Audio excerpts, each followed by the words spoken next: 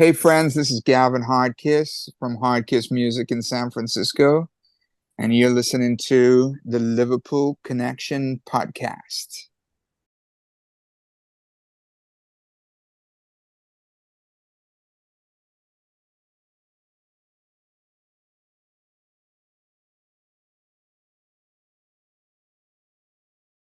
Hi, everyone, and welcome to the Liverpool Connection Podcast. I'm your host, Daz. This is my football and music episode where I bring somebody on who likes football and music. Whether they still like football, that's up to them.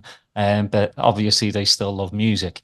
What I love about these episodes is I get to bring on people that a part of my musical sound landscape. So I'm honored to bring on this next guest. He's a DJ producer, was resident at Cafe Mambo for over a decade. He is now musical director at Hostel La Torre in Ibiza. I'm very happy to welcome Pete Gooding to the show. I cannot wait to get into all of this. And I didn't even know you were a Brummie, to be honest, Pete. Yeah, I don't have much of an accent. I've not been there. I probably get there once a year, if that. But yeah, I kind of lived. I've lived here on and off all my life. I lived in London for 10 years, so I kind of, I lost my accent. Like, my dad is actually from Rednall. Okay. Yeah, and he doesn't have much of a. I kind of think I've heard the name. My dad. Yeah, Rednall. I'm not sure. It's a part of Birmingham. Okay. It's actually where Ozzy Osbourne was born. Okay. Yeah, I'm not.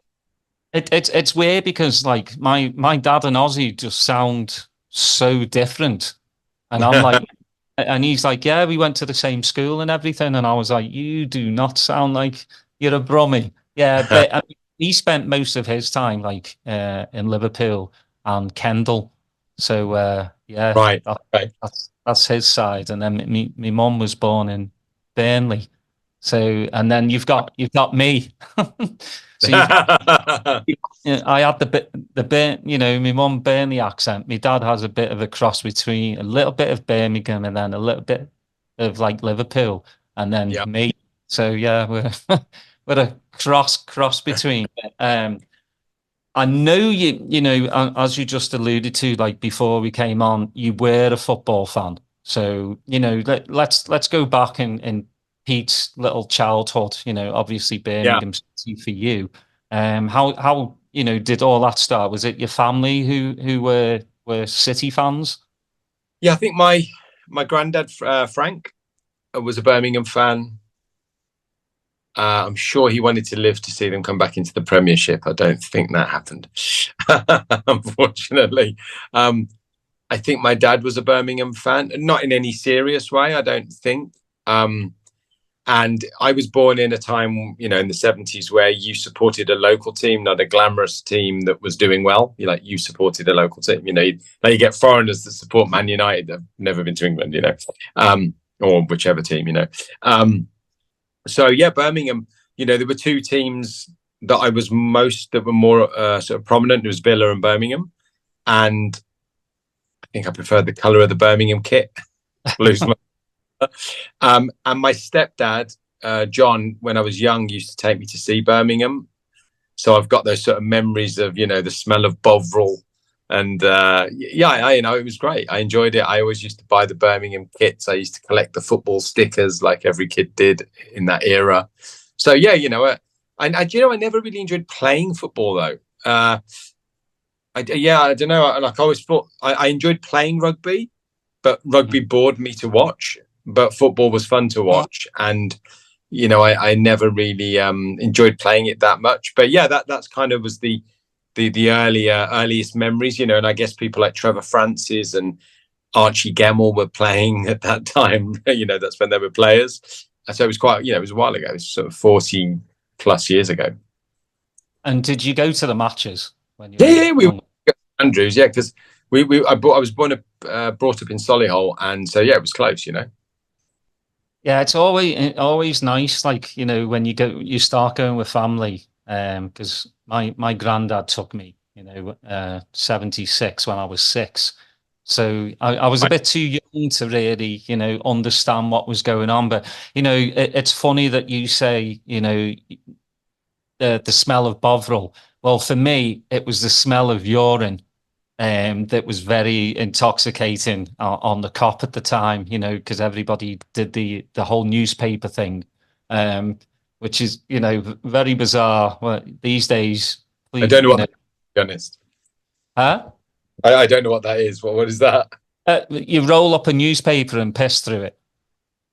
Oh, what, and then throw it? Yeah, well, that, and so you didn't have to go miss any of the match. Yeah, that's what. Okay. Yeah, that's what a lot of people kind of did back then.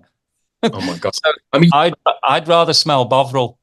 Yeah, I mean, also, I think probably something that put me off football. I remember my dad took me to see a West Ham. I think it was West Ham and Birmingham, and there was a lot of violence. And I was young, and I remember they were throwing darts into the Birmingham where we were, and I just, that was obviously very, very scary as a child. I remember my stepdad just rushing us out of there.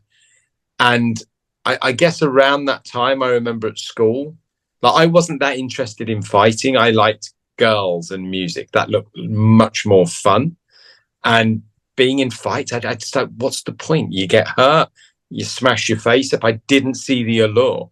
And it seemed that all the people that liked that were into football. So I very quickly distanced myself from, just didn't seem like my kind of thing or my kind of environment I was sort of excited by. I know some people love that, but I just didn't, that wasn't my thing. So I kind of grew up, I was quite good at rugby. So I got more and more into that. And it was quite weird. I mean, I remember years ago, I used to live in Richmond, and there was a big, I think we actually went to see an England game, a rugby game, which bored the hell out of us. We left halfway through. But you could go to a pub on the river, hundreds of people, no trouble. If that was football, would have been a riot. And I thought, well, this is better. This is like more fun, Yeah, well, it's just crazy back then, I've seen dartsmen thrown, obviously coins, and when you throw a coin from a distance, it hurts. I've had a brick thrown at me, by a Man United fan as soon as I got off the train as well. And I got a brick like in my face, and then I had to. I watched the game. I came home, and then my dad literally sat me down and was like, "Is this what you want?" I was like, "Well, not really. I don't want a brick in my face." But he's like, "Well, you're hanging out with the wrong crowd." Then he's like, "I know you love Liverpool, but it's basically who you hang out with." So he kind of straighten me up a bit, and then obviously I'm kind of, I've got my football part of me, but obviously the music part. But again, when you're a teenager, chasing girls all the time, you don't have time for a scrap. No, there was quite a lot of fighting. I remember when I was growing up. I didn't go to it wasn't like a school in the Bronx, for example, but it was it wasn't a nice school. It was a bit, there was a lot of fighting, and there'll be people waiting at the gates, and people will be fighting. There's lots of fights in the area around there. I never got it. I thought, I just didn't understand at all why was that fun. I just didn't get it. So yeah, I just lumped football with that kind of environment, I think, at some point, and thought, yeah, that's not my thing. But I've enjoyed. I remember loving Euro 96. That was just a great moment. We watched every game, and that was amazing. I also remember, I have a memory of, I think I was with the owner of Mambo. Maybe it was about 2012. And it was a Euro, I think, or a World Cup. I don't know which ones, whatever it was at the time. But, and I think it was Italy, Spain in the final. And I was in utter awe of how well the Spanish played. I mean, it was like beautiful to watch. It was mind blowing. It was like they were just playing with Italy. It was the flair. You don't see that kind of visual flair in British football like you do foreign football. I don't know why. And then, Sunday night, our daughter wanted to watch the game because some of her friends were going to be there. So I ended up watching that. And I think there was me, my friend Jack, were the only people who seemed to want England to win in the whole building. Because obviously I'm in Ibiza, right? So, but I enjoyed the game and it was a good game. You know, I of course wanted England to win, and I thought they did pretty well. They just didn't seem to have the flair the other team had. But I thought they did definitely try hard and scored a great goal. But that's kind of, I see friends and it's life and death to them if England lose, and it's really depressing for them, and it's like it really affects them. And I just don't. I was bothered for 2 minutes, and then it's like, right, next. It's just so it's thankfully, otherwise I'd have been miserable all day Monday. But yeah. That's the thing, as a teenager, if you'd asked me, Liverpool lose, I'm depressed until the next game. Right. I'd throw the telly out the window. But you grow older and you're just like, I have kids and, the life and work and everything. That's football's on the back burner. I'm so passionate about it that I don't let it ruin, the rest of my week anymore. Because, all I need to do is look at me kids and they make me smile. So that's... I do remember for years sort of vaguely following Birmingham, and they just... Oh, sorry. Just for anybody watching, the audio's sort of not working on my laptop. So I'm trying to balance a mobile phone while it's plugged into a hardwired device. So it said there's internet. It's just I just always remember thinking I can see why people support these teams like Liverpool and Man United because they win a lot. Birmingham seem to just lose a lot and go down and down. I think they pop back up once for a period of time. But I guess if you don't have the budgets by being in the Premiership, you can't buy the players. It's a bit of a catch-22, I guess. I don't know much about it. I may be the person who knows the least about football that you'll ever talk to, but... Well, it's crazy. Like I was actually looking up the stats today, and Liverpool have won against Birmingham. We've won 59, but we've also lost 29 and drawn 28. And it's crazy because I think we got our worst loss in a league game against Birmingham when you beat us 9-1. And that was in 1954. And then we beat you lot 7-0 in 2006 in the FA Cup. I've forgotten what round it was. They're like school games. Oh, yeah. I mean, you never heard of kind of those score lines anymore. But, I used to love watching us play Birmingham. But, I can't believe we've not played Birmingham. The last time we played was 2011. Which is mad because, Birmingham were in the Premier League, were in, Division 1 when it was Division, some people won't even know what Division 1 is, it's all about the Premier League now. But yeah, it's just crazy to think that you're in League 1 at the moment.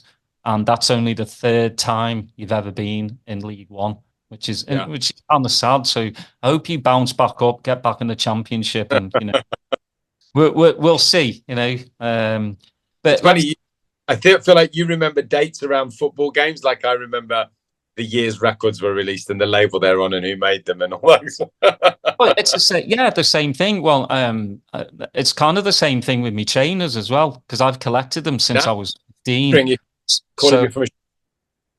So it's music and me trainers that I know what year, and then I go, okay, that happened that year, this happened that year. Yeah, it's crazy how. I own tops and some walking boots, and I think that's it. I've never owned a few of mine. I've not owned a pair of trainers since I was at school. I don't think. Well, you don't need them in Ibiza, do you? No, exactly. It's too warm. Yeah. So, we've done the football thing. Obviously, you don't watch too much of it anymore. The musical thing, your musical roots, where did they all start? What was playing in your house at an early age? I don't recall there was ever music playing in the house. Wow. Ever. I remember music in the car. Mm-hmm. I recall my dad really being into ELO, Pink Floyd, maybe a bit later on, Phil Collins, other than probably pop music that you naturally absorb, because the radio is always on in that era. The radio was always on at my nan's house or in the car. That's probably, I mean, my first memory of hearing a record, I think, is ABBA, Dancing Queen, on the way to a holiday with my grandparents, probably in the 70s. I'm sure it's not the first record I ever heard, but it's, I think, the first one I seem to have a memory attached to. But yeah, Pink Floyd, ELO, big, especially ELO, actually, a big memory of that is my childhood. And bizarrely, I actually met all of them at my friend Sally's house. I think it was her birthday, and her dad was friends with them, and they all came, and they all just looked super cool in like black, like the traditional rockers, long hair. It was like pretty cool, I think. I mean, I was a kid at the time, but it was quite cool. Sunglasses on inside the house. Yeah, exactly. That's when you know you're cool. Yeah. But I heard your sister was a big influence as well. Didn't she give you like your first like electronic album? I think I bought a Nik Kershaw album on a tape. Well, in fact, maybe my mum bought it for me. I had a little tape player that was like this big, and I had a Nik Kershaw album, which I still have actually. It was called The Riddle, I think was the album. And I remember liking that. And I bought, I think, a Bon Jovi album, and I really like bands like Leopard. Sorry. Of course, we're on my phone and somebody called me on WhatsApp. So I really like Def Leppard for a period of time. And then I heard the House Sound of Chicago Volume 1, which was a compilation Pete Tong put together in, I think, 1986. That's when I really obsessed about music. You know, I think Mr. Fingers, Can You Feel It? And Music is the Key, Marshall Jefferson, and then I can't remember the names of all of them now, if they spring to mind. But yeah, that was the thing that really excited me. And so that was, again, in my bedroom, probably listening on a cassette tape on a MIDI hi-fi system.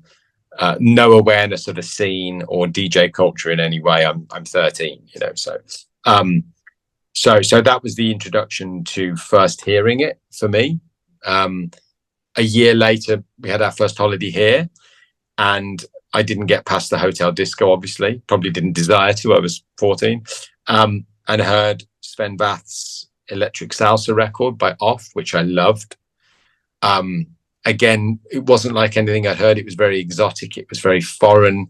The lyrics were foreign. You had those sort of Euro-y synths. Like, that was a sound that captured my attention. Another record called Jungle Fever, which is a bit of a Balearic classic. I heard that in the hotel disco as well. And also other records that, you know, you kind of had those records that reminded you of your holiday. I think things like Loose Ends, Hanging on a String, Joyce Sims, All in All, Fatback Band, I Found Love in. So it's kind of UK soul, early house was just what I was being exposed to on that holiday. So that was kind of like my introduction to sort of, you know, I hadn't become a record collector at this point, but that was kind of the earliest days of influences that I can recall. Yeah, it's so crazy because how old are you, by the way? I'm 50. You're 50? Yeah, I'm 53. So what you're saying is kind of what I've been through as well, because obviously, like, a lot of English people go to Ibiza. Like, we used to go every year. So, you know, and then all the discos were usually down in the basement quite a few times. I remember that. And then you just, you know, go through there and they'd be playing constantly. And then you just go through there and then off to the pool. So yeah, it's kind of bringing, you know, memories of my childhood as well. Right. And what's really bizarre too is I used to listen to Def Leppard and Bon Jovi as well. So I had the glam rock side, and then I had like the soul boy side as well that I loved. I loved dub, and you know, grew up with Scratch Perry. I loved that side of stuff. So yeah, you're bringing back memories, just going, wow, that, you know, how weird is we, you know, I don't know you, but living kind of the same childhood. Cultural. Yeah, exactly. So yeah, quite bizarre. So how did the DJ thing come in for you then? Obviously, you started liking the music. Yeah, I think we went back to Ibiza on another family holiday in '89 when I was 15, not too far off being 16. And my sister took me, and my brother was a year old. She took us to Amnesia and Paradise, and put LSD in our mouths. Yeah, and I heard Alfredo play at Amnesia, play French Kiss, records like Korea, Baby Let Me Love You, and more unusual stuff that I wasn't sure what it was, but kind of, what I now know very well as like sort of Balearic Beat, sort of indie stuff that Alfredo played in a mixture of Depeche Mode, like sort of credible synth pop, New Order, Depeche Mode, that kind of thing. It was a lot of things mixed together, as obviously everybody knows now, but from alternative rock stuff to new age, it depends. Obviously Jose came a little bit later, but so that was '89, and I guess this made me a record collector. So I would come home, and I had a job as a glass collector, so I would go and buy imports from shops like Don Christie's or Summit or Tempest in Birmingham. I could normally afford about 4 imports a week. And that was, so I became a record collector. I think I bought 2 belt drive turntables because I couldn't afford direct drive ones. And obviously that was fun trying to mix on those. And then I guess what made me, and then obviously all the illegal raves in Birmingham I was going to with my sister, and I was young. I was like 16, 17, and going to a club called the Hummingbird in Birmingham that was really influential if you were from Birmingham. Local DJs like Lee Fisher, brilliant, great DJs. And then, but again, I still never thought I could do that. I didn't even aspire to that. I just wasn't, I guess I thought I was a kid, and I was just there having an amazing time. And then eventually discovering Sasha at Shelley's, that was the change, because that was a DJ that was just better than anyone. No one was close to him. I was just like, wow. And then that's that sort of, you want to buy every record that you heard him play. And it made me find a love for mixing records, like really obsessively, like hours a day. And then I think my mom helped me buy my direct drive, like my 1210s, which actually are still those ones there. Same pair. Nice. From 19. Yeah, totally. The lights still work. Bizarre. So yeah, Sasha was, Ibiza was the catalyst of the music, I guess, as first discovering a nightclub and thinking, wow, what is this? This is, I want to do this, whatever, I wanted to be around that. And then hearing Sasha was like, I remember, I went to school with Steve Lawler. I remember we'd maybe after we'd been to a rave, we'd always, Sasha was very, very popular in Solihull, like, by far the most popular. And we would always, someone would get a tape from Shelley's, and I just used to listen and think, when other people mix, the mix is a way to get to the next record. When Sasha mixes a record, there was this, I didn't know how to describe, I mean, I could describe it very easily now, but I didn't know that then. Obviously it was in key, but he had a feel for it that I didn't ever hear anyone else had. I mean, obviously Digweed has that similar kind of feel, but just it's like he understood something that the dance floor really connected with. So yeah, it was just magical. And I was like, wow, it was the mixing that blew my mind. It was how maybe a record like Black Riot, Just Make That Move, sounded over The Final Word, Dance to the Music, or maybe later it'd be things like how Whitney Houston would sound over Left Field, or Inner City over Blade Runner. You'd just be like, nobody does things that sound that good. And that was it. That was why I became a DJ, because of hearing Sasha and him really inspiring me, thinking I could do that. Again, I didn't think I could be, of course, I never thought I could. I wasn't hugely ambitious, bizarrely, as a DJ. I just loved doing it. And I just thought, I don't ever want a real job. So. Well, I think, back then, today, you can make a mix and put it out, and it's on the internet. So everybody knows the tracks. Back then, you really had to search for them, and usually you wouldn't get 90% of Sasha's set. My sister sent me a link to a record about 3 days ago, and I was like, oh my God, it's like track 2, side B. And, I could remember the number of the tape and everything. And it's like, wow. And I went out and bought it. I'm still nothing has changed with my obsession for discovering music. You know, every day I'm buying music. You know, that actually I'm having my record collection shipped here on Friday. Finally. So, you know, I'm exactly the same still. Well, working, you know, you worked at Global Grooves, so obviously that helped your vinyl collection as well. I'm sure, you know, you get the latest imports or promos and everything. Mm. For DJing, you know, and Sasha and Digweed to me are the highest on the pedestal for me. You know, I love my early prog house. I just love how they work together. But Sasha for me over John. Yeah, me too.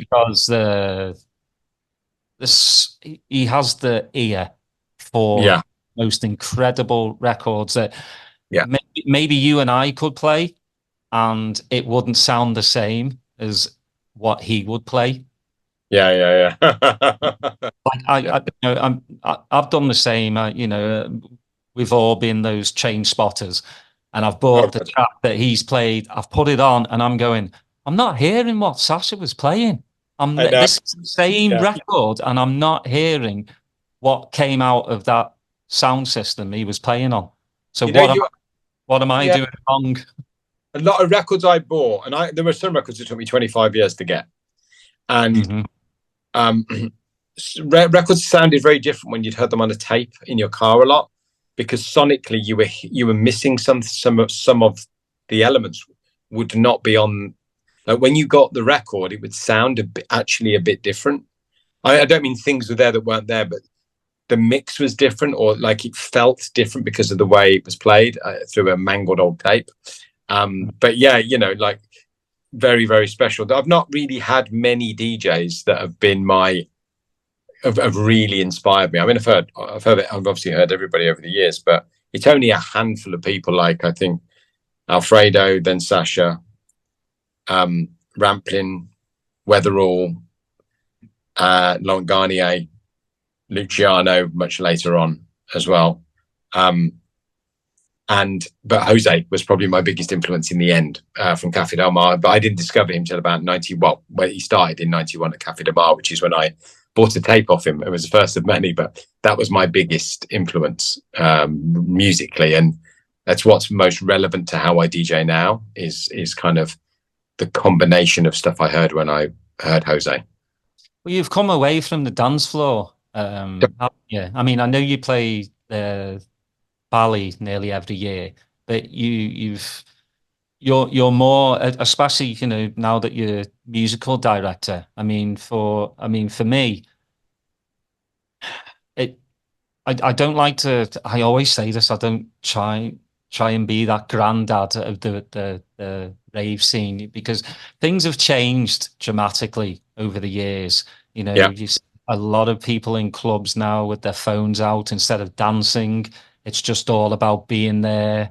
The DJs, kind of the same thing. You've got about 300 people in the DJ booth, which I don't understand at all. You know, I was talking to Renee Pilgrim the other week, and, you know, we're sounding like two old farts, just going, why do you need all these people in the DJ booth? Yeah, I think I know the origin of that. So I used to play in Italy a fair bit, and when I used to go to Italy, there would be a party in the booth. And that is where I first saw it. And it looked like if there was a party here, that energy would go out to the crowd. And then I guess the first person I saw do that in Ibiza was Luciano, who played a lot in Italy as well. And he made this, it was a cool party of his friends just hanging out, but really into it, who looked cool. And it set the stage. I mean, look, I obviously I live in Ibiza, and I mean, I essentially one day I was touring India it was 2000, it was Christmas, New Year, 2011 going into 2012. And on the 1st of January 2012, I flew home, and I was just going through my diary, and I'm like, you know what? I'm bored. I'm not learning anything new. I lost all desire to be a DJ. I think I'd been touring internationally for about 18 years at this point, and I just didn't feel interested anymore. And that was my moment, and I decided I was going to give up. It just didn't, feel like this obsessively thing I'm into. Just the lifestyle wears you down. And within about 3 days, somebody asked me to manage them. And for nearly 15 years, I've been a manager now, which I love. Well, actually about 13 years. So it's given me a very different perspective. So, of course, I'm in all the clubs with my artists. And yeah, there is a huge amount of cameras, but the culture tells people they need to record it and prove they were there by posting about it.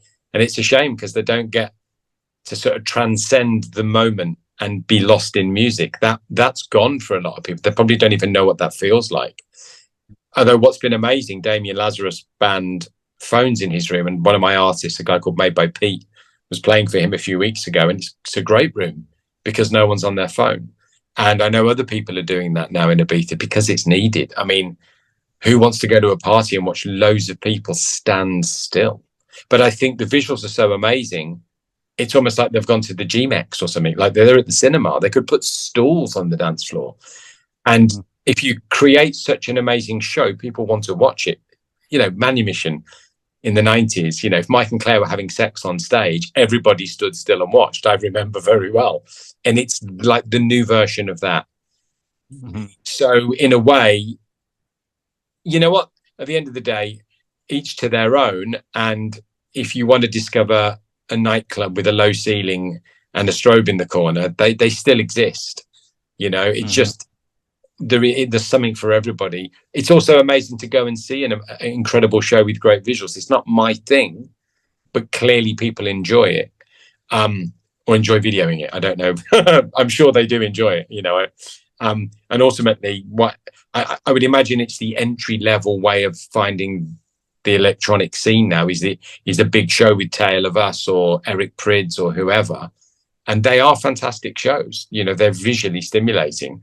But then maybe a year later, you might be hearing a more underground DJ. Not that that makes it better, but, you know, just saying you might end up 15 years later at a party listening to Harvey at Pikes. Again, I'm not saying that's better. It's better for me, but I'm 50. It's designed for me. But, you know, each to their own. And ultimately, there's a lot more people in the scene than there ever was. And that can't be a bad thing. Yeah, I just can't, you know, just DJ wise though, I couldn't imagine looking out and all I'm seeing back is people on their phones. It just wouldn't get me excited because I'm like, I'm here to make you dance, but you're just videotaping me. I would feel like I had failed. Yeah. If that way, see, I mean, I don't enjoy, I haven't played well, I haven't played to a dance floor for years, and I did me and Dave Seaman did the 30th anniversary of Manumission at Pikes in May, and I loved it. And then Dave twisted my arm and asked me to do a party with him at Acacia, which is a club very close to my house in the north of Ibiza in San Carlos.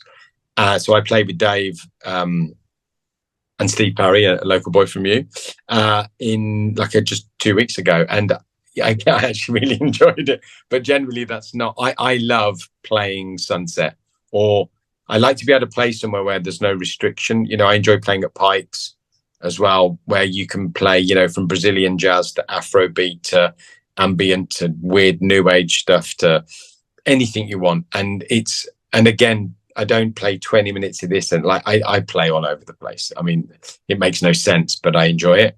And I like to be able to play with total freedom musically. For me, once you've got people dancing, you're a bit stuck because then you've got to keep them. And then that means you can't take chances and you've got to keep the tempo relatively similar. And that bores me. I switch off, to be honest. I always did to a degree. So yeah, I you know, being a more alternative and eclectic has always been my thing since hearing Alfredo and Jose. You know, hearing Alfredo in the late 80s and you know, and other DJs in the early 90s in Ibiza, they would play those down tempo records, those unusual records in the club. They weren't chill out records back then. They were like those down tempo, you know, records like Voice of Africa, Humba Humba. I always remember hearing that in Amnesia at the end of the night. That didn't clear the floor. It made everybody go crazy. It wasn't. I miss that level of eclecticism. I think it was, you know, if you go to a night that plays Afro House, you'll hear Afro House all night. If you go to a techno night, that's what you'll hear all night. And because because I manage artists, it's very hard to market someone who isn't definable by what they do. If you, for example, I've managed a few South African artists, so the perception is they play Afro House, they make Afro House, they play Afro House, they're an Afro House DJ. They play at those events. That's largely how the scene works. There are these subgenres and they're quite locked in their lane. And of course, there's always people who defy that and have always done that. Garnier's a genius at that, always has been. But yeah, generally it's quite set in its ways. So that bores me. And I don't like functional club music. It bores me generally. I mean, there are great records I do love, and I'm in clubs a lot, maybe 12 times a month with my artists here during the summer anyway. And I hear great records everywhere. I love just, there's a lot of, it's a lot of the the whole scene's quite samey. You get a great idea. Somebody has a great idea, and everybody makes derivatives of that idea because a lot of people, lack that confidence to do what resonates with them. Sometimes when you're trying to be successful, it's easy to look at what's working and go, I'll do something like that. But then you're really only a derivative of what existed before, and it doesn't really add any value to the culture or anything else. I mean, I'm sure some good records are made that way. I don't doubt that. But, I just think a bit more individuality would be a good thing, I think, to be honest.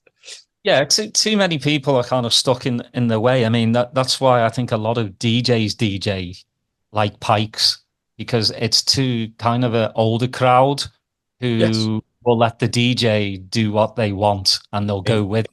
While a lot of the mainstream clubs, high Ibiza, it's like you just said, it's the same. It's a great club. I mean, it's fantastic sound.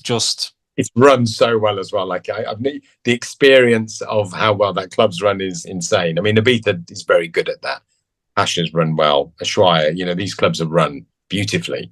It's just, they are aimed at the younger audience, and they want the big show and the big DJ. And that, I don't think it's wrong. I just think there is there's choice of everything here. And that is the wonderful thing. Ibiza's never lost that, actually. I don't necessarily think, Ibiza was better in '89. There's great things now, so I'm kind of I'm still optimistic about being able to hear great music here. Well, for me too, I think the art of mixing longer has been lost as well. A lot of DJs play 2-3 minutes of a track and it's in and out. I think that's one of the main reasons I really like Sasha as well. He will keep 2 records playing together for 10 minutes, and it would sound like a third track. Yeah, Luciano did that. He would always run like this loop under his whole set. I used to really study how he used to play it, just to have this foundation and then drop everything on top of it. And incredible. When did Cafe Mambo come into your life? Because obviously, you've been there before, and it's got spectacular view. When did you start? So we discovered Cafe de Mar in 1989. Before Jose played there, he hadn't started at that point. It was kind of the place you went. It was like a hangout.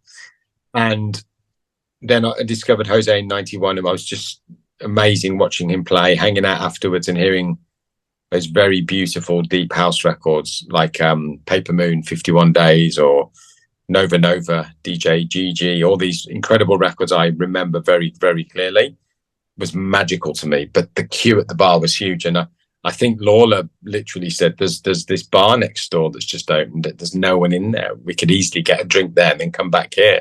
And because it was so slow to get a drink, we just all popped over to Mambo, and all the big DJs were in there. We were like, oh my God, look, literally everybody was in there. So we started hanging out a little bit in there. And I think me and Steve would chat to Jason Bai, who was the resident, and we'd ask him the names of records. And then I think Steve blagged he blagged a night there in 95. And he did a few weeks, and then they invited him back the next year. And then Steve had to leave halfway through, and he called me, and I was randomly coming out the next day on a holiday, and I packed I don't know how many boxes. I packed a few boxes and came over and got this trial, which was bizarre because there was a load of people there. who knew the owner, who were trying to get the job, and somehow Steve blagged it that he should give me the job. So I got a trial, and it just, I was there 20 years. So yeah, I mean, and it just like, it's home to me, it was a great place to play, every day of the week. Like Monday, Roger Sanchez would come and play with me as the guest. I don't remember all of it off by heart, but like Wednesday was Murillo, Thursday would be Deep Dish, when maybe a Tuesday was maybe Renaissance, then Frankie Knuckles and Hector Romero and Satoshi, all the Def Mix guys would come on a Saturday. Then it was Judgment Sundays with Jules with his trumpet on a Sunday, so you got to meet all your kind of heroes, really. And I was 21 around this age, so it was amazing. Pete Tong would come and do, the Essential Mix live from there, and ending up being involved in those things over the years. You'd be like, wow, it was a great place and a great time to play there, really, so I loved it. I mean, I was actually at Mambo the other day with Javi. I don't go that often because I live in the north and I'm super busy, but I'm actually going this Friday as well, just to talk about our next La Torre album for next year. So, well, that leads well into that, I guess, doesn't it? But the Mambo company, the family that own it, acquired La Torre in 2015, and that was a favorite place of mine. I think I went there when Jose did an album launch in about 2001. And then it was a place I used to go. I know Roger Sanchez used to go, and we used to, maybe he even told me about it, I'm not sure. But again, that was the next level destination of, and it was very simple. It was kind of quite badly run. You'd order a drink, the sun would set, your drink hadn't even arrived, and you just leave. So, when Javi bought it, he didn't change it much. He just made it a bit nicer, totally respected what was magical about it. And I just said, look, I've got to run that. That's like my place. I've got to do it. And he said, yeah, great. So I started to put the DJs, and then I was managing Jose Padilla actually in 2014, and I signed him to what was the best label in the world, in my opinion, which was International Feel, which was Mark Barrett's label. So I signed him to Mark, and we made this incredible album with Mark had this idea to fly. I think we had Tornado Wallace over from Australia, and Telephones from Norway, and Wolfmuller from Germany, and Mark, of course, and Paul Byrne from Test Pressing. And we made this beautiful album in the winter in Ibiza. And then that led to a friendship with Mark. And when I got the La Torre gig, I said, Mark's not really a DJ. And I asked him if he wanted to come and play, and he did. And then we just said, yeah, let's do a compilation. Let's do a really beautiful one. Let's do something on like a double. Mark was an expert at releasing vinyl with International Feel. He did very well with it. So we had an expert, on the team. So we did our first album, and, Harvey came and did the launch party for us. And then that led to just having really great guests. We were super lucky. I would essentially invite friends or people I ended up meeting. Like Paul Daly just was hanging out in there one day, and I DJ'd with him years before when he was in Left Field. At a Renaissance gig, and I just said hello to him, and he was so nice. We became mates, and he played every year for years. And people like Leo Mass, who I ended up meeting. I think I was running a party at Pikes actually with Phil Doherty, who went on to be Future Shock years later. And we booked Leo, and we booked Paul. And yeah, it was really, Jose would play for us. It was really, really good. But yeah, so we were super lucky, and actually we got some sort of bigger mainstream DJs to do alternative sets. So Sasha did an ambient set, which was incredible. Maceo Plex was rubbish, actually. Didn't work. To be honest, I think he thought it was a DC-10. He was literally about to kick him off, and then he stopped, thank God. I mean, I don't know how on earth he got it so wrong, but he did. Great DJ, though, but just wasn't right for that. Radio Slave, Matt Edwards did a great set. Kolsch did a great one. So we've had a real mixture of just people we knew that thought they'll be able to do that really, really well.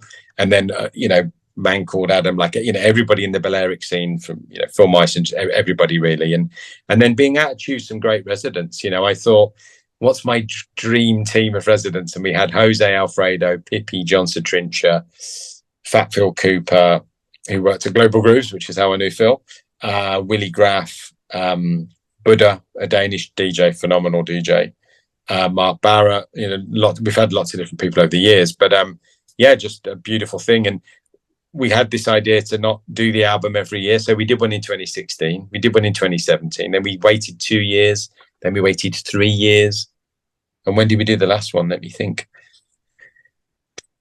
I think the last one was it 2022? It was, wasn't it? Yeah. The year I came back. Because I was living in England for 2 years. Coincidentally, when COVID was on, we were in Dartmoor. And I think we're going to do, it's the 10th anniversary of La Torre next year of the family acquiring it. So I've been sort of toying with an idea to do like, I don't know, like a lot of people didn't get volume 1 and it goes for like about 100 quid on Discogs. So we didn't want to repress because it kills the magic a bit. But we actually, I kind of thought, hang on, let's do a really limited edition 5 double vinyl box set with them all in. But I just found out how much it's going to cost today, and it's like, oof. So I don't know. We're just toying with it. We're certainly going to do another album next year, the 5th one for the 10th anniversary. And if we can do something really special with a box set or something like that, we will, which would be great fun. So yeah, La Torre became a real beautiful thing where I got all my favorite DJs to play exactly what they want to play in the middle of nowhere with the best view ever. Yeah, fantastic. Well, what do you think the big difference is, though? Because you put out 10 comps for Cafe Mambo. What's the big difference between like the compilations, you think? I feel, well, I own the label with Mark Barrett and the owner, Javi, and I guess I'm old enough to know who I am. So it's a very clear reflection of that. I mean, obviously me and Mark together, there's no compromising there. It's like I have a list, Mark has a list, and we have to approve each other's list. If we don't both agree, the record is binned and there's no question or debate over it. We just keep it very simple. At Mambo, we switched labels so many times. Then we started with Paul Taylor and Neil Rushton at Network, which was great in 96. Then I remember we did a deal with Caroline Prothero, and that was Virgin in 97. Maybe we did a couple there. We worked with Sony, we'd worked with Universal, we'd worked with React, who did the original Cafe Del Mar albums. Lots of different people. So I don't know, has it ever had a clear identity? I don't know if the Mambo comp knew what it was trying to be. Was it like Cafe Del Mar, or was it not? Was it different? Was it up tempo? I always had this conflict that, to me, Mambo was about the sunset, but actually the pre-parties and the major star DJs, Fatboy Slim can be 5,000 people there. What was Mambo? What did it really mean to the audience? Did it mean sunset, or did it mean the big DJ? Maybe it's both, but Cafe Del Mar was about the sunset. La Torre is about the sunset. Mambo's a great place that's everything. So, I think we did what felt right at the time without so much of a plan. And we did one I'm really proud of with Eddie Gordon, who was Pete Tong's manager at the time in 2001. We did that. That was beautiful. And then we did one I loved in 2014 with Universal, which was the 20th anniversary, which is really, I'm really, really proud of that one.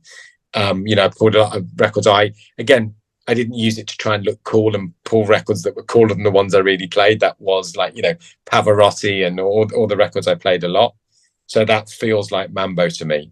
But I guess La Torre is a bit more a maturer version of mine and Mark's tastes, rather than 20-something Pete. So, it's, yeah. Well, how do you find that, obviously with the sun going down and you've played so many sunsets, how do you keep finding those records? Because I'm sure you can't remember how many sunsets you played. So I know roughly. Oh wow, that's pretty good then. About 3,500 in Ibiza, I think. Wow, that's insane. And but how do you find? I'm sure there's some people that go to the sunset and hopefully Pete's going to play this song again. But I would think you always want to play something different every single time. No, no, I don't actually. The thing is, DJing's not my job anymore. It's my hobby, and I truly love it. But I don't have the time to really sort my records out properly, if I'm honest. I often just play vinyl, but and when my collection comes, I'll have a bigger selection. But I have a folder of sunset moments, I think I call it, which is tracks for the moment the sun sets. And I think I don't think anybody played Pavarotti at Mambo before I did. I just heard that once in a cafe and thought, wow, that at sunset. And that's how a lot of these things have happened. You might be watching an old movie like Out of Africa and, oh my God. Or very openly admit, I'm always influenced by other DJs. You know, I'm so many of the records I've played a lot of my life at Mambo, I didn't even know Jose played them. But I think they were in the culture, and that is where they came from. I know that now, but, you know, but all the great DJs I've heard over the years, and, you know, maybe I hear a great record that person plays. I mean, Leo Mass, my God, he's just, that guy, his record collection's insane. But I heard a lot, you know, when I managed Jose, he played me a lot of records. When I've had Leo many times, Paul Daly, all of them, I pick up 2 records from them, 1 from them. It's just a never ending thing. I go through movie soundtracks. I enjoy looking for records, you know, and I had a record shop in Birmingham as well called Vinyl Matters after I worked in Global Grooves. But I'm just obsessed. You know, I look on blogs, I buy records. I'm on Bandcamp. I bought 30 records last night, and vinyl as well. I'm just an enthusiast. I talk to friends about music, and have you heard that? Have you heard this? You know, or, you know, I listen to, me and Mark started the Worldwide Ibiza show on Worldwide FM, Giles Peterson station. I think we filled in for Giles as part of the promo for the second comp, because he was a fan of the comps and he was a big fan of Mark. And we filled in and it went well. So we started doing a show, and then during lockdown, we ended up, before COVID even happened, we moved back to Ibiza for more alternative schooling for our daughter. And I'd heard of Luke O'Connor, actually, obviously, but I didn't know much about him, if I'm honest. I really didn't. I heard his radio show. It was the first time I'd really noticed him. I'd heard of the Unabombers, but it didn't mean anything to me. I didn't know what it was. I just knew that I'd heard the name. And wow. Wow. Like, Luke would be a new favorite DJ. I love his taste. His taste is like my taste. I love nearly everything he plays. Also, Antal from Rush Hour, I had the same with him. Like, wow. You know, and I love Paul Byrne's show from Test Pressing. Paul seems to just love really weird, trippy electronica, which I'm massively into as well. So, you know, I listen to a lot of people's shows. I often used to listen to Chris Coco's show quite a lot, but just talking to people about music. I discover records in my own collection, to be perfectly honest. I mean, so, you know, it's one of those things that I'm just always looking for music. But I don't I repeatedly play the same stuff, to be honest. I've never planned a DJ set in fact, I planned one DJ set in my life. I did the first, what was it called? Ibiza Classics Pete Tong tour when was that? 2016. And because there were such big shows, and I wasn't used to big shows because I wasn't a DJ professionally at that point, I did prepare those because it was like 20,000 people. I didn't want to get it wrong. But generally, I go to a gig with a box of records I love. I don't use record box. I just shove records in a folder. I get there and panic and think, what the fuck am I going to play next? And normally every gig, I don't want anyone to talk to me. I'm trying to work out what the hell I'm playing next. I have no plan, no agenda. And generally every DJ set is a frantic panic. And when I'm looking at the sunset, the way it looks, the way the sky looks, puts me in a mood. And then something that resonates with that mood is something I reach for. You know, if it's like if it's like one of those textbook perfect sunsets, no clouds, there are certain records, like I mentioned, Out of Africa or Vangelis stuff, Morricone stuff. If the sky is moodier, I'll play moodier because I'll feel that way. So, but you know, there was a strong level of repetition in Morricone, Vangelis. What's his name? Oh God, Thomas. What's his name? The composer. That's bizarre. I've forgotten his name. Who did the soundtrack to? Can come back to me. Thomas Newman, of course. Sorry. Yeah, there you go. Thomas Newman. I generally heavily go to those guys a lot because they just made so many great records that sound phenomenal. But I like a lot of, you know, I play a lot of new music all the time as well. So it's always a mixture of stuff. But I do have definitely 20 or 30 real big favorites that I do kind of call on quite a lot, because also, you know, I'm definitely DJing for myself, very selfishly. I want people to enjoy it, but not at the cost of me not enjoying it, because it's valuable to me. It's precious. So I want to play what I want to play. So I hope obviously people like it, but if there's a record I know they'll love that I also love, I'll often go, yeah, because for years at Mambo, people would come up crying. You'd made their night. That's just a lovely thing, That happened to me when I heard Jose, or any DJ that inspired me, and I love to give people a memorable time. So playing great records just seems like part of that. Well, it's refreshing to actually hear a DJ say they just play on the fly, because most DJs will get their sets ready a week or two before, or while they're on the plane going to a gig, they've got the laptop out and they're creating basically a playlist. I genuinely have no bleeding idea. And look, I know my favorite DJs don't do it that way. I know I can hear the prep, but I also know, because there's obviously lots of them are friends now, and I know great DJs often put a lot of preparation like a band do, but I don't know why. Maybe I'm lazy. I hear a record once and I do remember it though. I remember the name of everything.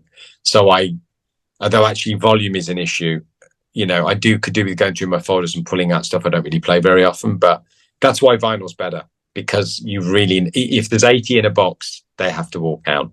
Yeah. Whereas if there's 25,000 on a stick, which mine probably is like that, I mean, Jesus Christ, I'm frantically going folder to folder. I'll often set up my memory sticks across 4 decks, so I'm playing to, desperately searching for the records on the others. Makes it fun. So I wanted to ask you, like, if I know what the Balearic sound is, but like if somebody's listening that doesn't know what the Balearic sound is, what would you say to them? Look, I think it's very clear in the sense that, I mean, a record can sound Balearic to me, although I don't even know what I think I mean by that. But it's the mixture of genres. It's essentially, it's a very glamorous way of saying open format. But from talking to Jose over the years a lot about that exact question, I always remember I was at Jose's house when I was managing him, and he played me a Leo Sayer record called Easy to Love, which I'd never heard before. And he said, "Do you think this is Balearic?" And I said, "It is if you play it." I didn't see a better classification than that. But it's I think Jose explained that, you couldn't always get all of the latest music here. I think Franco being in power, early days for him, very early days, was also certain things weren't allowed to be imported. So it was like the best of stuff they could find, as well as, I think a lot of progressive rock was played in the early period, Pink Floyd, Genesis. Then it was that, sort of Depeche Mode, New Order, but indie band like the Wooden Tops, Elkin and Nelson. But then obviously once that total mixture of music, and like with Jose playing classical music, new age music, flamenco music, like Afrobeat. Again, Jose's favorite album was, maybe like me, maybe he changed his opinion what his favorite album was every day, but it was The Girl from Ipanema, the João Gilberto and Stan Getz album, which actually gave me his copy, which I actually have here. So Latin jazz, which I really hadn't discovered that much, which is my favorite type of music, because I love Sinatra, and it's like a more exotic sounding Sinatra. It's got all the big strings and the melancholy. So Jose adapted to that environment, but then the people listening would make records that sounded like that, and that was chill out. And then people would make records that sounded like what Alfredo played, and then you had early records on Flying and all those kind of all the records we know, right? Oki obviously did a cover of Gibbereau, and he did Awesome Love, and people were making records that sounded like the overall cocktail of music, like with hip hop, playing the breaks from really I guess R&B records in a way, and then people made records that sounded like those breaks, and that was hip hop. So in a similar way, it was a bit like that. So to me it's Afrobeat, pop, and pop like wasn't probably massively. I mean, Sade was big, of course, but Sade sounds particularly Balearic to me. Grace Jones does. certain police records do. Like, it just, some records you play them and you're like I remember Alfredo used to play Captain Sensible. I think They Think It's All Over. I don't know why that sounds Balearic, but it does. And I don't know why, say, certain records don't sound Balearic, but certain records just seem to fit the environment. I was jokingly sitting with a friend of mine who's a journalist, a guy called Mike Borman, and we were sitting on a bench in Richmond on the hill watching the sunset when I lived there. And we came up with this theory that it's music that sounded good under the stars. If it sounds like a warm summer night in Ibiza, which a lot of like all the early sort of Don Carlos, that sort of Dream House, that sounds like a hot summer's night to me. I don't know why, but it does. So anything that makes me feel that way feels Balearic to me. But it's just a total mixture, a jumble. I mean, that's what my sets sound like. If you go to Mixcloud, they are a total jumble. It might be 2 or 3 house records together, then a totally different shift of pace. But I'm just like, I want to hear that now. Great. And I just play like that. But, Jose's tapes were like that, and they were a massive influence. I used to buy a lot of his tapes, and when I managed him, I digitized all the tapes because he still had them. And, they were all over the place. And the mixing was terrible. And I remember recreating one of them perfectly, and it lost all the character. Like, they sounded better like that. I don't know why. They just did. I remember Norman J said to me at Mambo years ago when I got to know him, a great DJ, and who's also a big influence actually as well. But he said, amazing music adequately mixed is always better than adequate music amazingly mixed. And I was like, it's a good point. I mean, I do think you can have both, but, he's right. I often don't even mix records because I can't mix jazz into ambient techno it doesn't gel. So I just leave a little gap maybe, or just top and tail them. But, I just follow the mood rather than mixing them. But yeah, it's a mixture, basically. There is no real.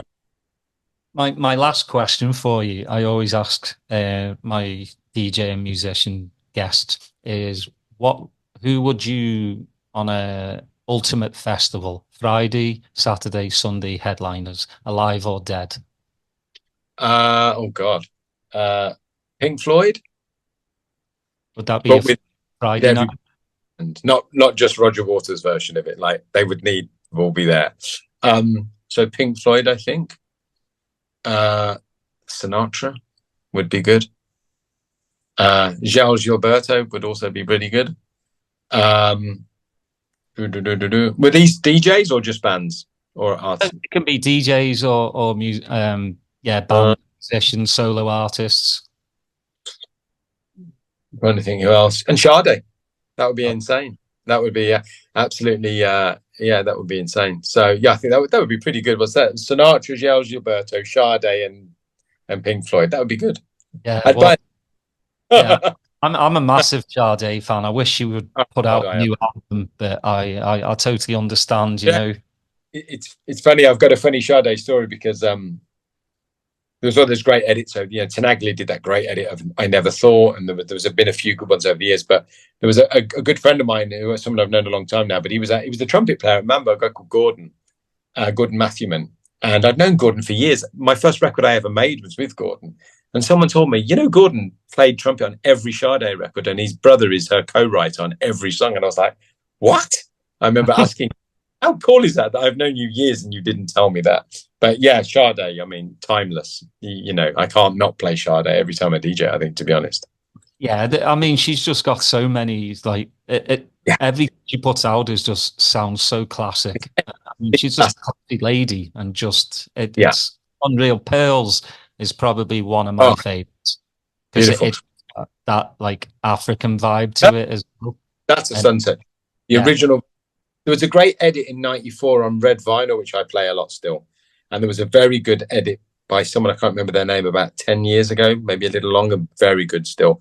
But the original of that is, Paradise is probably my favorite. That's like my summer holiday record from 1988, which was, I think, in Mallorca, not Ibiza. But yeah, I know I love Sade. I mean, it's pop, it's catchy, but it doesn't sound like they're trying at all. It's cool. Yeah, it's amazing. I saw, as you know, I'm over in America. I've been over there for 30 years now. Where are you exactly? Austin, Texas. Because I lived in Los Angeles for a bit in West Hollywood for a bit. Yeah, so it's kind of the same weather as Spain. It might be even hotter here. Wow. It's just very humid. But I used to live in Savannah, Georgia, which is only about 4 hours away from Orlando. And Sasha came over to Orlando and played at Oz at the Beecham Theatre. And his last track was a remix of Pearls to end the night. And Jesus Christ, I wept. I literally remember, because it was his first or second time coming over to America, and the prog scene in Orlando was, really good anyway. Dave Canalti and Kimball Collins. That's right. The English prog scene, but Sasha just dropped that. I just melted. I was just like, Jesus Christ, I want to be like this man. I want all his. He just is. I'm just a huge fan. My little girl is named Sasha, and I love the name, but it's partly because of Sasha. I just love his music, and it's just. I used to play a lot, but I have 4 kids, so it's tough, and plus, like, I don't want to be out at 2 o'clock in the morning anymore. I'm not a young fella. I get first when I have to go out with my artists, I definitely have like a disco nap first. Yeah. If I'm staying at 7, I need to do that. Yeah, I do a Friday night here for my kids. I DJ for them. I do an hour or 2, and I play whatever I feel like. They're not going to go, "Hey, Dad, you didn't beat match that one," which is great, because I just turn around and have 4 of me girls just like dancing around or whatever they do, make shapes. Yeah. So it's great. But yeah, I mean, I can't thank you enough for, spending that time. Yeah. Again, you are, it's another guest off my bucket list. You, like I said in the beginning, it is an honor for me. I've had Dave Seaman on, Steve Parry already. And I like kind of what you said about your friend with Mark, is if Dave and Steve are exactly the same. If they don't agree on a track, they won't sign it to Celador. And I love that, because Steve was even saying, he's like, I've loved these tracks we get sent. I let Dave listen to him, and he's like, oh, that's shite. So they don't sign him. And I love that. Yeah, exactly. It's been brilliant. Thank you so much. I hope you can find, I don't know if it was recorded, but if you ever find it on a DAT or something, the Sasha ambient set. Oh, I've got it here. I can give it you. You can even. I think actually Sasha put it on his. I remember at the time he either put it on SoundCloud or Mixcloud. It's definitely there. I'll find it and send you a link to it. It's definitely there. It was very good. He played like an ambient version of Papua New Guinea and all sorts of stuff. It was really good. Yeah, really. I would be honored to have that. Yeah. I even remember, just before we go too, I heard that Sasha and LTJ Buckham switched, and LTJ played a house set and Sasha played a drum and bass set. Really? That's what I've heard the rumors of, and that this must have been 20 years ago. So I've been on the internet trying to track that down, because I'm an LTJ Buckham fan as well. I love his drum and bass. I am. I actually, it was quite funny. I licensed one of his tracks called Sun Rain to a Mambo album in, what year would that one have been? 2001. And I ended up playing with him at a festival a couple of years later. And I introduced myself and said, "Oh, I'm the guy that licensed your track." He said, "Oh, okay, I remember that. Cool." And then I came over about an hour later. I'm like, "Hang on a minute, what's that?" And he went, "Oh, yeah, that's where I got the bass line from." And he said, "Look, all my music's inspired by jazz funk." And he played a jazz funk set. It was incredible. Yeah, it was an ambient festival in Denmark. Oh wow, yeah. I just, I just admire bits and pieces from different artists, but again, I really appreciate it. Thank you everyone for listening. Please like, subscribe, put your notifications on, and I will put a link to Hostel La Torre so you can go check out Pete's, where Peter's musical director, and hopefully, if you get to Ibiza, go one of his sunset sets. And but until then, till next time, I appreciate it, and we'll see you later. Thank you.